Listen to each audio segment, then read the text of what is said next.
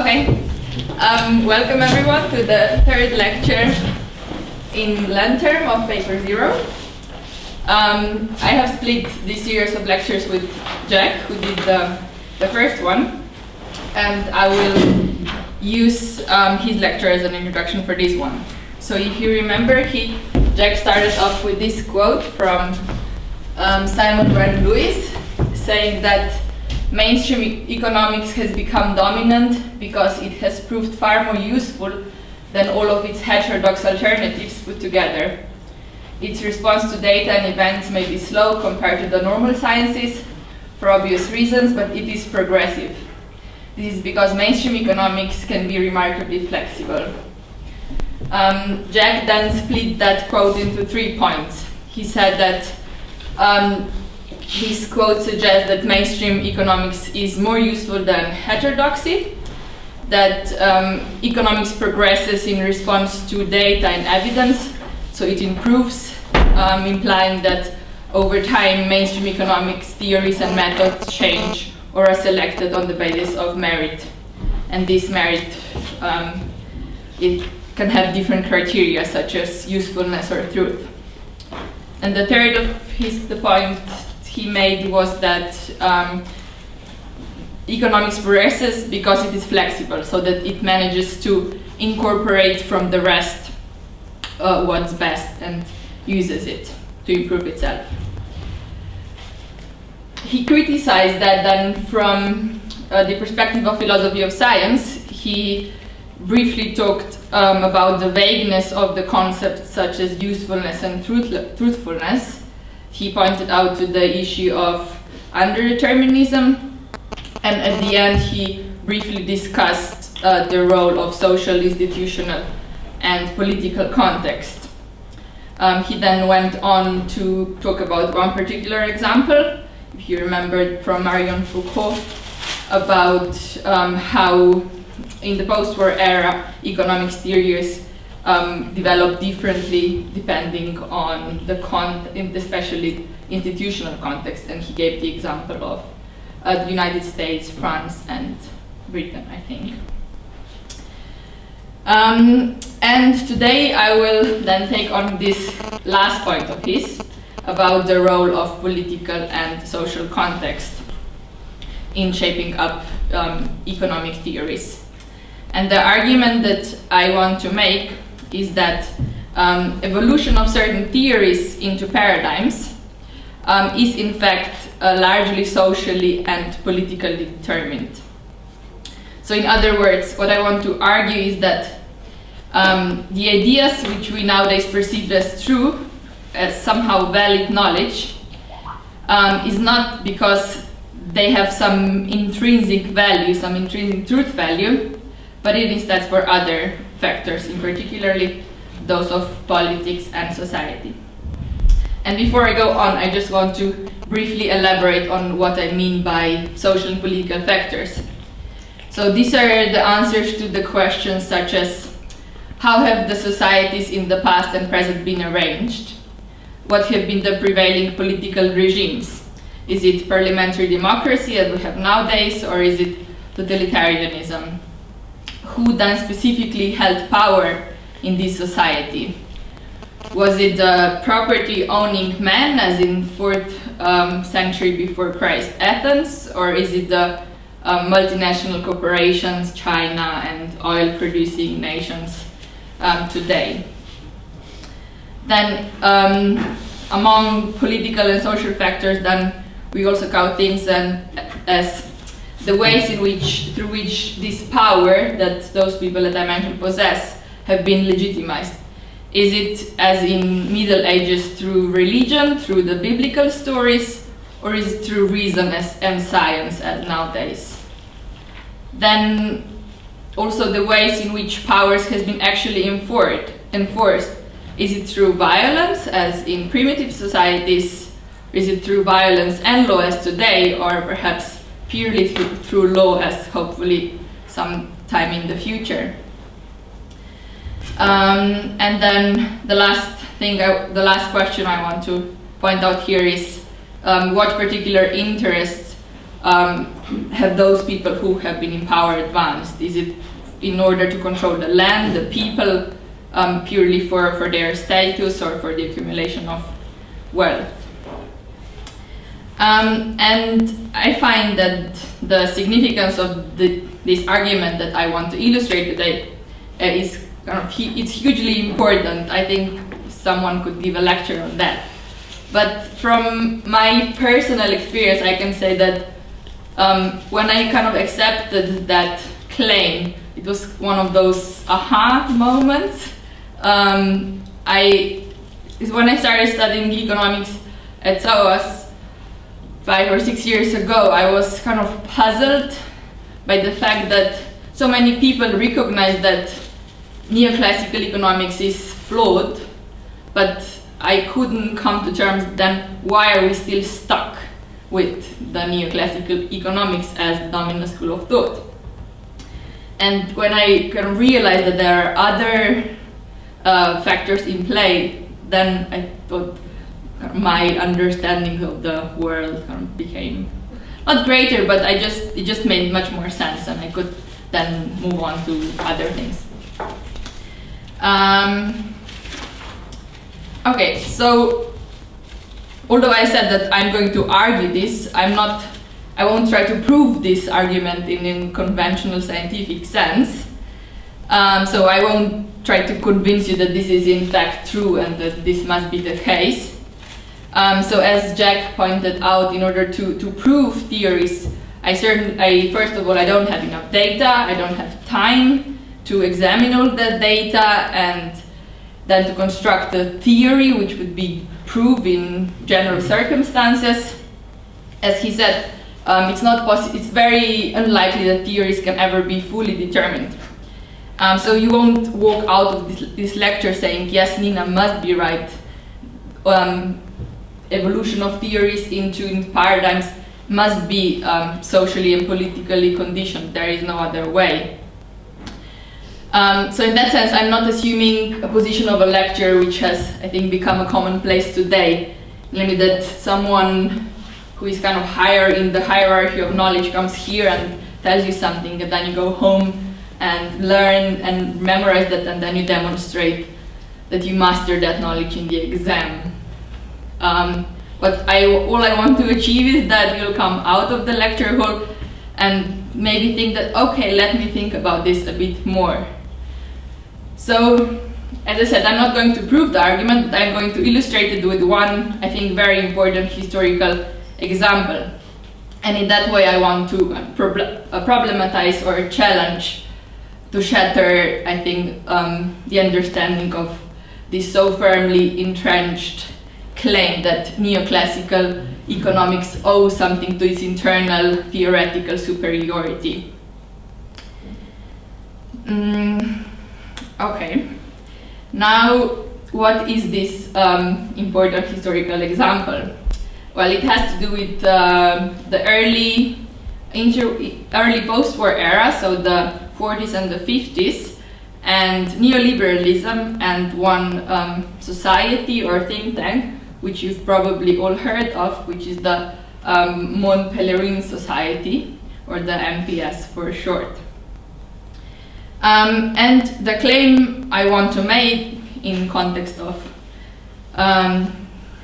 these names is that neoliberalism evolved into a dominant ideology because certain individuals, namely some American businessmen in whose interest obviously it was for the neoliberalism to spread, gave money to many different initiatives and organizations which explicit objective was to introduce, propagate, and generally introduce this neoliberal worldview. And in particular, I'll be talking about the MPS as one of those initiatives. And just before I go on, just a small warning that this lecture will be a bit different than the previous paper zero lectures. So as I said, I'm not going to explain as much. I will be just presenting a case of history. So although I'm not a historian, I guess this is something that you could probably come across if you go to the history faculty. And to another two clarifications or small warnings is that I'm not in any way trying to give an exhaustive historical account of how neoliberalism came about. I'm not trying to go through different factors and say this was important and this and this. I'm just kind of focusing on one, and I'm also not arguing that this was the main cause. I'm not even saying that it was a cause, because I think in philosophy of history you have different approaches to understanding history. One is this causal understanding, which I think we all grew up with, and then the other one perhaps is dialectical, where you don't really differentiate between cause and effect, but there is kind of a mutual process going on. So if I'm talking about the rise of neoliberalism and the financial support of American businessmen, it's not only that neoliberalism became dominant because it got money from the American businessmen, it's also the other way around, that the American businessmen were more likely to give money to that particular ideology because by then it was already becoming dominant. And then the other clarification is about the relationship between neoliberalism and neoclassical economics, because you might be puzzled why I suddenly started talking about neoliberalism. Is if what we are concerned here is economics and schools of economic thoughts, and the dominant school of economic thought being neoclassical economics. But for many people, actually, those two terms are not that different, and their meaning overlaps significantly. But it's true that they are used in different contexts. So in politics, we talk about neoliberalism as a particular political philosophy or as a particular ideology, and then in economics, we talk about neoclassical economics as a school of economic thought or as an approach or a methodology to dealing with economics issues. And for some people, actually those two terms are even interchangeable. So David Harvey, a famous historian of neoliberalism, he says that nowadays the neoclassical economics is a stereotype of a neoliberal. And historically looking, the origins of neoliberalism and neoclassical economics are not the same, but they appeared relatively close in the past. So neoclassical economics first emerged in the beginning of the 20th century, and the roots of neoliberalism can be traced like to 1930s. Although then, of course, it only then became the main ideology with Reagan and Thatcher. So just I won't try to define or explain what neoliberalism is, but just what are the main tenets. Certainly one is how neoliberalism redefined the role of the state in response to classical liberalism. So it's not just arguing for a small state versus a big state, but in neoliberal world, the state has the task to construct the kind of adequate conditions for the market then to function. So the state is definitely present under neoliberalism. And then, of course, there is a superiority of market and of price mechanism, of private enterprises over public. There is this faith in free flow of capital, and it is also, neoliberalism also characterized by a very specific view of freedom, and it's associated with something called negative freedom, which comes from Popper, and this is the kind of freedom that as long as I'm not prevented from doing something, I'm free. And this is kind of quite different from, for example, what many leftists consider as freedom. And neoclassical economics, although there are not as many economists here, but let's just assume that you know, but mainly neoclassical economics, what it tries to do is to calculate the optimal prices. It's concerned with decision making of individuals at the margins. Okay, so let's go now to the main part of this lecture, which is about this historical relationship between neoliberalism and some of business conservatives. So those business conservatives is primarily the same group of people who already started opposing certain government policies in the 1930s and then continued with their work in 1940s. So what they opposed was the so-called New Deal, which you probably are all aware. So this is the set of policies that Roosevelt implemented in response to the Great Depression. It marked a significant shift in American domestic policy. It led especially to increased federal regulation of the economy, and it also marked the beginning of complex social programs as well as growing power of labor unions.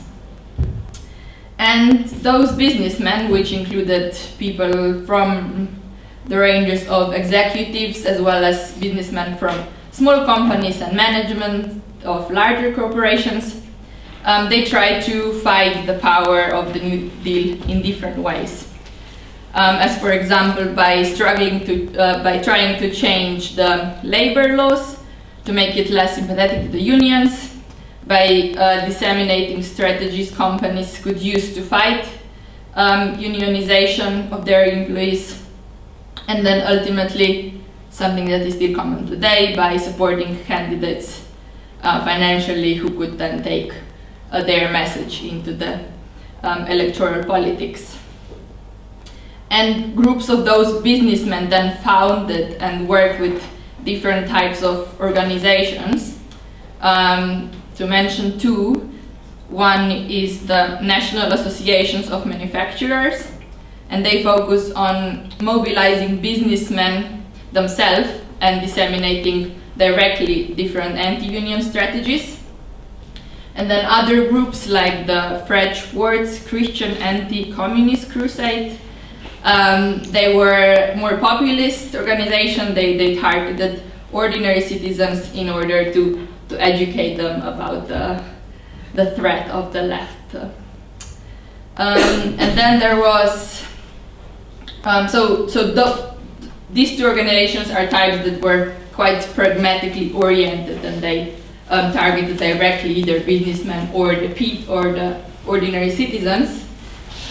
And then another significant areas of activities of those organizations was in creating and funding conservative think tanks, so kind of small research institutes. And two of the most well-known ones from the 30s and 40s are the Foundation for Economic Education and American Enterprise Association. And those institutions, they were focusing on articulating a particular economic philosophy, so a particular ideology centered not on businessmen or the public, but on kind of the intellectual elites, which would include journalists and politicians and academics. And through funding these think tanks, those business opponents thought that they could bring their immediate interests into the intellectual life of a nation through propagating some broader political views. So I think here it's quite important to see what's the distinction between immediate interest and broader political views, and why perhaps it is easier to introduce the latter, so something more abstract, broader, into the life of the nation than some immediate interest. If we take one, I think, quite common sense example is, for example, businessmen have since always been advocating for low taxes on profit. But I think it's quite hard to get a public consensus of why we should have very low taxes on profit if you only say, well, that benefits me and my friends, so kind of a very small minority of people. But if you instead start talking about, for example, taxes in general, not just particular profit, taxes on profit, or even if you kind of go one step further into abstract, if you just talk about the state, it is better to have small state than the big state, and let's say that small state means that it has smaller public spending. Then once you per se that for whatever reasons it's better to have small state, and one public accepts that, then it's I think easier than to ascribe then different features of that small state. And so I think this is my understanding how those businessmen thought that, yeah, let's just start and support some broad political views, and then through that we would then subsume our immediate interests. So that community of businessmen then in the 40s was delighted to learn of the work of Friedrich Hayek and Ludwig von Mises. And I think when we read about those names or even about that era, we think, oh, that must have been like a special occasion. But but the book I read about, which I have the reference then at the end, which is a book particularly about the Mont Pelerin Society, they just basically, so Mises and Hayek then went for lunch through one of those businessmen, through one of their acquaintances, and then slowly those relationships developed. And then through Hayek and Mises, who were one of the founding members of the Mont Pelerin Society, then this involvement of the American business conservatives started. So although you probably all heard of the Mont Pelerin Society, let me just say a bit more about what it actually is. So it is the neoliberal think tank. On its website it says it's the first neoliberal think tank. It was founded in 1947 in Mont Pelerin, or Pelerin, which is a mountain next to Lake Geneva. It's very pretty. And there they had the foundational meeting. As I said, the foundational members included some very famous names besides Hayek and von Mises, also Karl Popper and Milton Friedman.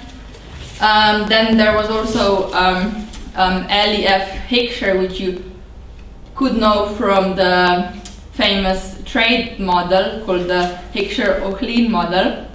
And I have a picture of them, but somewhere on that picture there is Friedman, but I don't know which one it is. I couldn't find the caption of the picture. I mean, this photo appears in many of the books and on websites about Mont Pelerin Society, but none could tell me who is who. But this was taken then on one of their other meetings in Princeton, to which I will come later, so 10 years later, 11 years later than when the MPS was founded.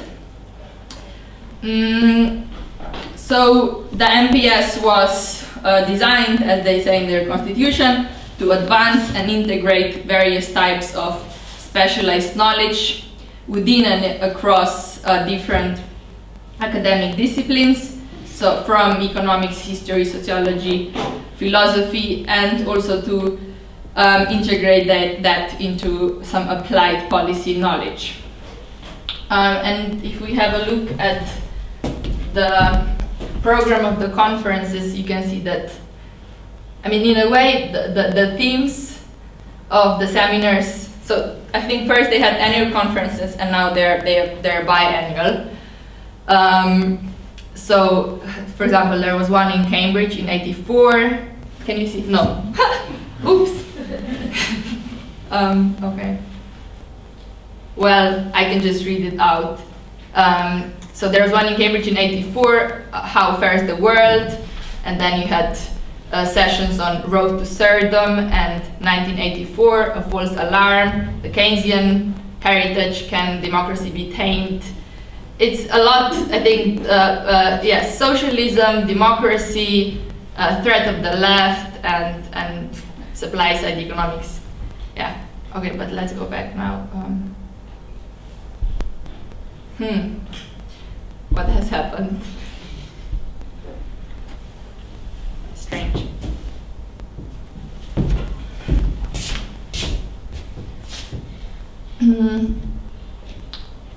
So, and as I said, what was distinctive about MPS as opposed to some other pre-war conservative organizations was that here they were kind of advancing academic knowledge and then kind of integrating that slowly into public policy debate.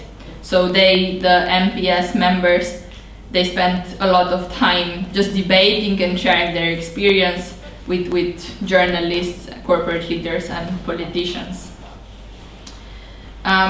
So, and I've come across a good analogy of how kind of new ideas and knowledge is slowly being integrated into society, kind of in peace times, because I guess in times of war it's quite straightforward of how new ideas can become dominant, but I think in peacetime it's much more subtle, and someone wrote that operational structures of those organizations can be compared, can be sometimes described in military terms, so that the MPS and other similar organizations would have a long-range artillery, or short-range artillery, and then hand-to-hand combat. And in long-range artillery, that would be constituted by partisan think tanks, and they would be focused on organizing academic production targeted at academic communities. Then short-range artillery would consist of think tanks and journalists who were dedicated to marketing then those ideas, so they would engage in different interviews which would appear in popular press, or write book reviews which again appear in daily newspapers, and give speeches at various public ceremonies. And then the last one would be the hand-to-hand combat, and this is where kind of the politicians do their work. And another tactic that neoliberals were involved with was they created some academic honors provided by different universities. To mention two examples, one is the Milton Friedman Prize of the Cato Institute, and another one is Anthony Fisher Prize for think tanks. And if you remember, at the beginning of this term, we made an announcement that as of this year, we will be providing paper zero certificate. So I think this is kind of a sign that we have decided for some smart tactics as well. So I think everyone is kind of aware of this historical importance of MPS. Just to support it, you've probably all heard of the Washington Consensus, which was a set of structural adjustment programs implemented by the IMF and World Bank in 1980s across the developing world primarily. And John Williamson, who coined the term, the Washington Consensus, in his work, according to his account, actually, most of these policies have been forged with the help and endorsement of some of the influential MPS members, including the economist Alan Meltzer. And I think I've said already, the MPS still exists today. It continues to perform a range of important functions which continue to shape the development of neoliberalism, but as I said, I'm focusing on the 40s and 50s. and in a way this is more interesting because at that time they were still at the other side, where now they are part of the system. So it's much more subtle, and I guess their work is also less activist for that reason. So before I talked about MPS, I talked about the community of business conservatives, which started fighting the New Deal in the 1930s and 1940s. And one of these activities was also funding various think tanks. And I will now focus on one particular example, which is the sponsorship of the MPS by someone called Jasper Crane. He was a former executive of the DuPont chemical company.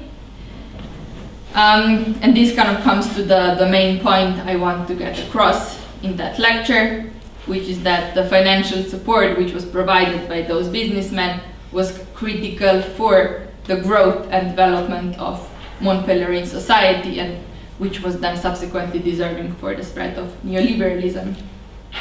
And Hayek himself recognized the importance of money in those circumstances. He said that minority works are to have a chance to become majority views, then they would need to rely on financial support of wealthy iconoclasts.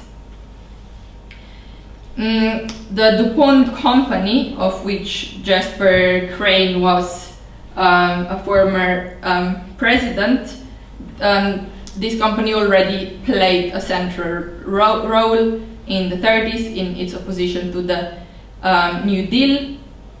The owners of that company, the DuPont family, they founded American Liberty League, which was an organization that was devoted to teaching Americans about the right to earn, save and acquire property, and to preserve the ownership and lawful use of property when acquired.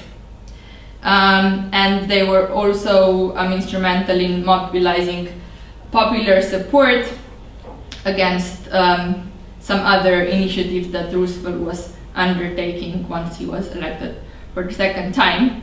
I found a pamphlet on which it says,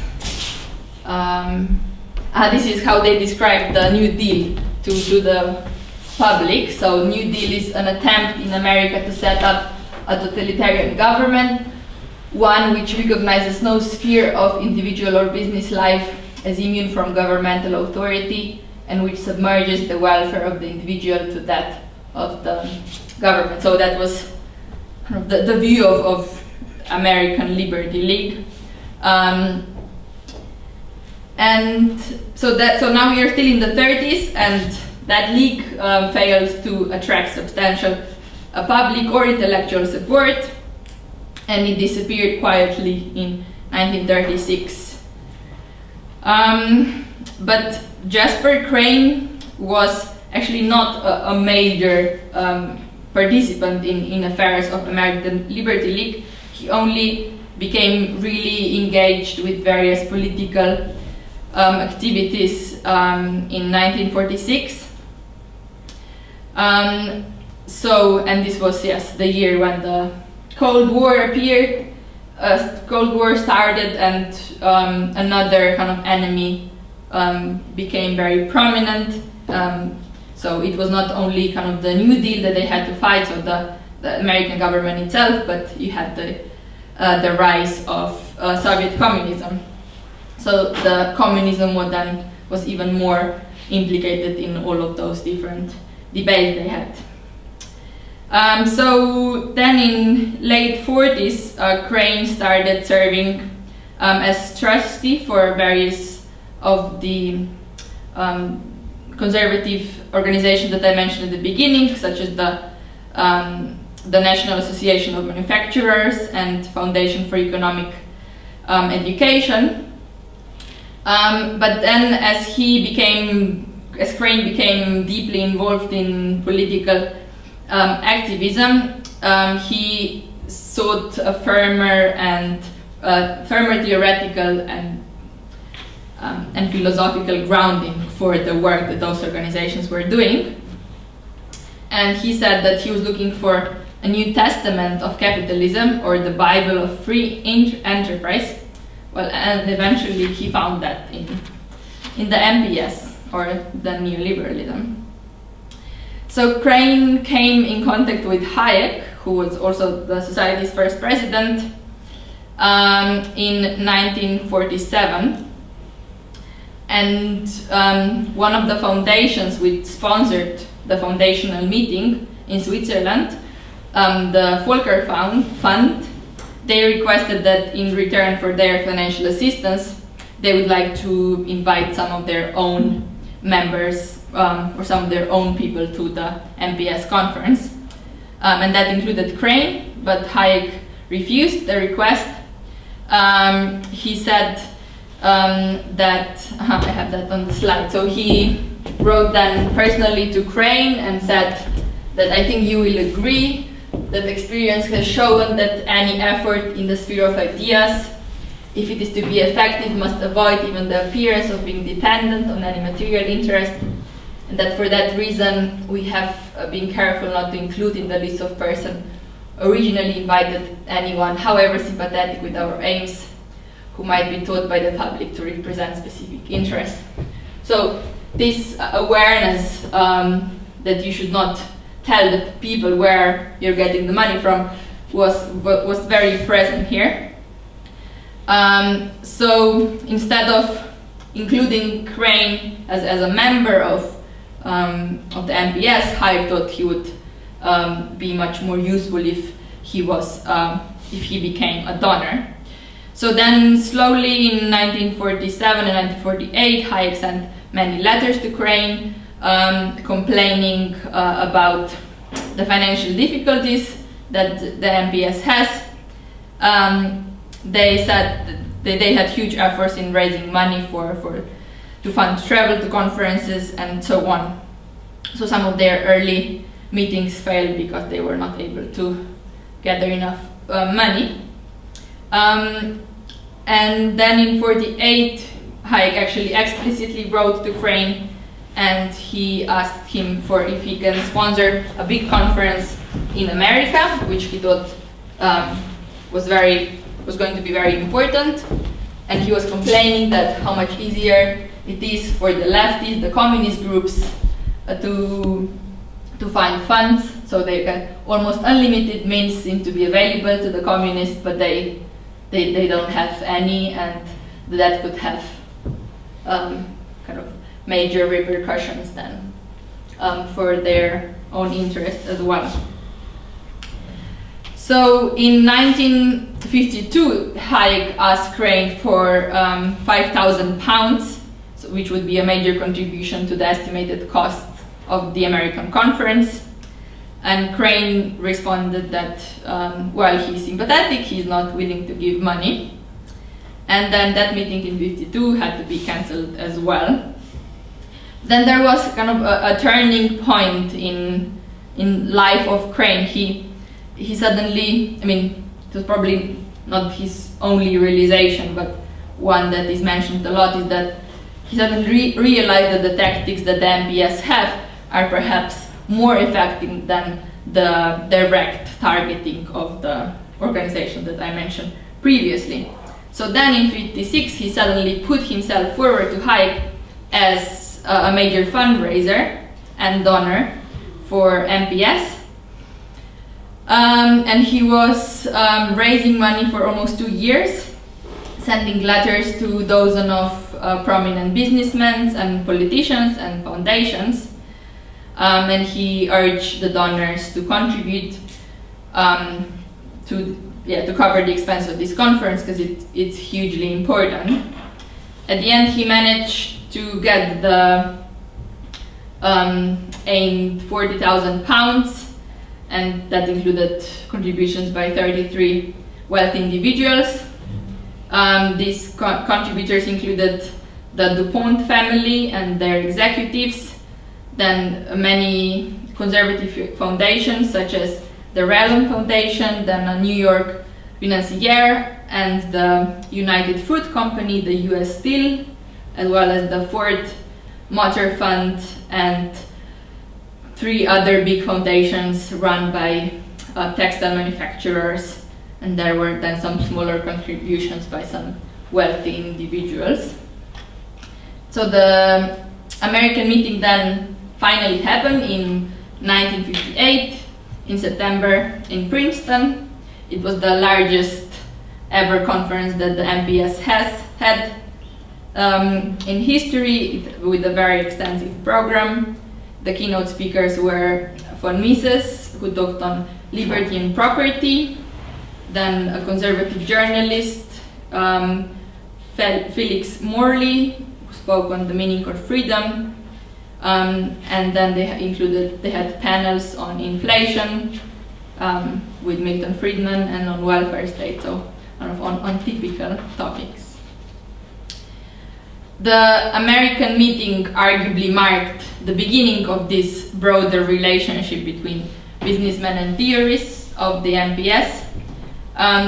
Different conservative foundations, such as Lilly Endowment and Realm Foundation, they still, even nowadays, continue to donate money to travel costs which are associated with the MPS meetings.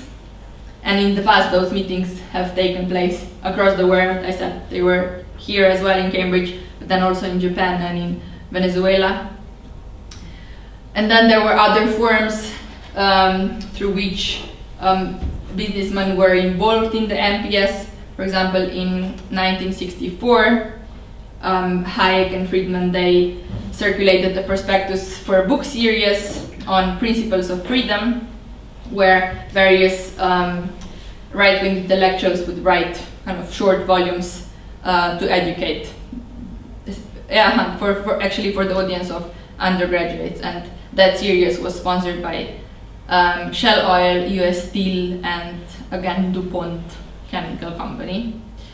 Then intellectuals spoke at various meetings of those associations, as well as of the conferences, or how do you say, of that the corporations themselves have, like if they go on some retreat, so those intellectuals would come along as well. So while MPS was not, as some other conservative associations, directly settling labor policy at American corporations, through the advancement of their intellectual project, they helped to legitimize, to justify the rising tides of anti-union sentiments that started in late 1950s. And the ideas and arguments that the MPS members were advancing helped to transform, arguably, the opposition to unions and the welfare state from reactionary politics to good judgment, basically to common sense, which I guess is what we think of, basically that unions are bad. Probably if you ask people on the street, that would be the answer they gave you, but in the 50s that was not the case yet. I mean, here I come kind of to the end of this historical example. I mean, I ended in the late 1950s, but of course it goes on. So now, what's the time? Well, we have 2 minutes. I can also summarize the lecture, if that is preferred to questions. Question.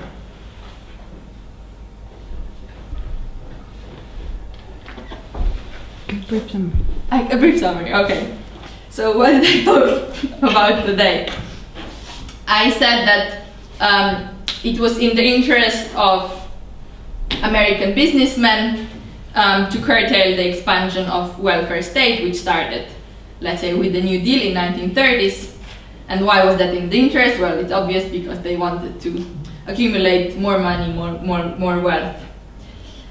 And at the same time, particular ideas or intellectual movements, political philosophy started emerging, which in a way were consistent or complementary to their own immediate interests, and one of them was neoliberalism. And they realized that the spread of that political philosophy would benefit themselves, and that's why they started in different ways pursuing strategies that would enable transmission and integration of those ideas into the public. And the means, or the way that I focused on today, was the financial support that those businessmen gave the neoliberal associations. In particular, I talked about how one prominent businessman, Joseph Crane, put himself forward as a fundraiser for the biggest ever MPS conference. And what I wanted to illustrate with this example is that neoliberal ideas, which, as I talked at the beginning, are closely tied or closely overlap with ideas of neoclassical economics, they did not win over some competing ones at that time, let's just say socialist or communist ideas, because they had some absolute internal superiority, but because they were actually more effectively integrated into the society. And effectiveness in nowadays and already then hugely depends on the access of financial means, and they somehow managed to secure those. And also at the beginning I said that this case does not in any way amount to a full explanation of how neoliberalism came about. It's just one of the factors that was instrumental, and I think it's not only just one of the factors, but it's one that it's worth highlighting in a way that once we become aware of all those associations, we are, I think, incentivized to think further than about also some other issues, which is what I hope I have achieved today. Okay, that's it. Thank you.